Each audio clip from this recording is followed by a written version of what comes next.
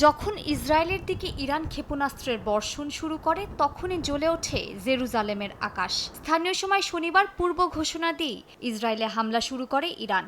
এ সময় ইসরায়েলি নাগরিকদের আশ্রয় কেন্দ্রে থাকার নির্দেশনা দেওয়া হয়। তেহরান একসঙ্গে ড্রোন ও ক্ষেপণাস্ত্র হামলা চালিয়েছে, আর এই হামলাকে হাইব্রিড হামলা হিসেবে আখ্যা দিয়েছে ইরানি গণমাধ্যম। ইসরায়েলের উত্তরাঞ্চলের হাইফা শহরের আকাশে সাইরেন বেজে ওঠে। বিস্ফোরণের গর্জনে রাতের নিস্তব্ধতায় কেঁপে ওঠে চারদিক। হাইফা ছাড়াও ইসরায়েলি আকাশ প্রতিরক্ষা বাহিনী ক্রায়োট ও গ্যালিলি এলাকায় ক্ষেপণাস্ত্র প্রতিহত করার চেষ্টা করে। ইরানের রাষ্ট্রীয় সম্প্রচার মাধ্যমে দাবি করা হয়, এই ড্রোন ও ক্ষেপণাস্ত্র ব্যবহার করে ইসরায়েলের সামরিক স্থাপনায় হামলা চালিয়েছে তেহরান।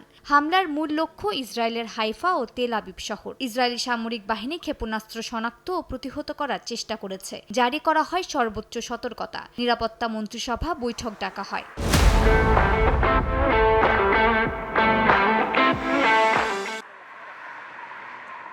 এর আগে ইসরায়েল ইরানের দক্ষিণ বুশেহেরের সাউথ পার্স গ্যাস ক্ষেত্র ও ফজর জাম তেল রিফাইনারিতে ড্রোন হামলা চালায়। ইরানি কর্মকর্তারা জানান, আগুন দ্রুত নিয়ন্ত্রণে আনা হয়। এটি ইরানের জ্বালানি খাতে ইসরায়েলের প্রথম সরাসরি হামলা।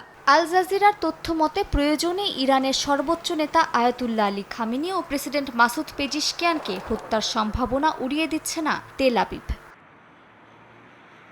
ইসরায়েলের বর্বর হামলার কারণে ষষ্ঠ দফার ওয়াশিংটন তেহরান পারমাণবিক আলোচনা বাতিল করেছে ইরান। ওমানে রোববার অনুষ্ঠিত হওয়ার কথা ছিল এই আলোচনা, তবে ইরানি পররাষ্ট্রমন্ত্রী আব্বাস আরাকচি আল জাজিরাকে নিশ্চিত করেছেন আলোচনাটি আর হবে না।